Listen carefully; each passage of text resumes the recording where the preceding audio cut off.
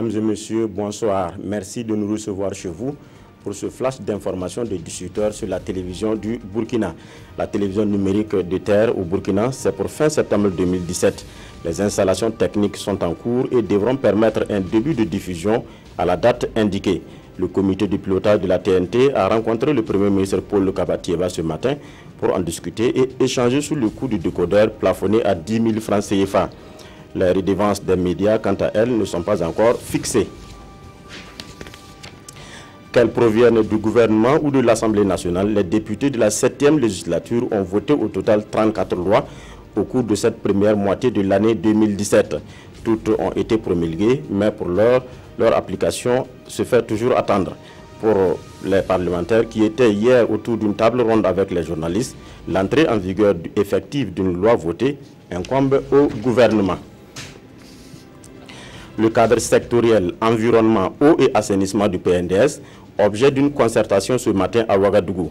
Institué pour une mise en œuvre efficace des politiques dans ces trois domaines, ce cadre est une tribune pour évaluer les engagements pris, mais aussi proposer des perspectives pour l'atteinte des objectifs. Et c'est ce qui est attendu au cours de cette rencontre de 2 jours.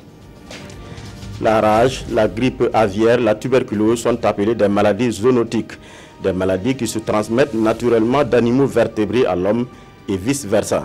Depuis ce matin à Ouagadougou, la FAO organise un atelier pour hiérarchiser et classer ces maladies appelées zoonoses.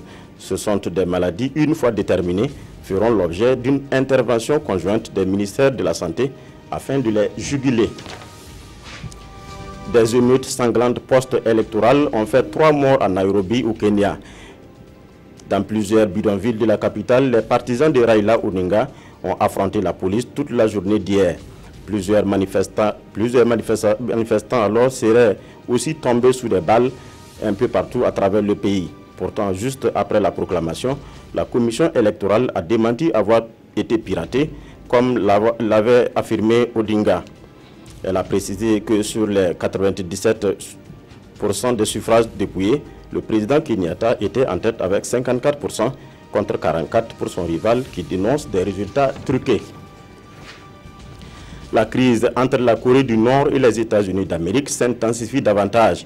Le régime nord-coréen a présenté ce jeudi un projet détaillé pour tirer 4 missiles en direction du territoire américain de Guam dans le Pacifique. Le contour du plan a été dévoilé à la télévision d'État nord-coréenne.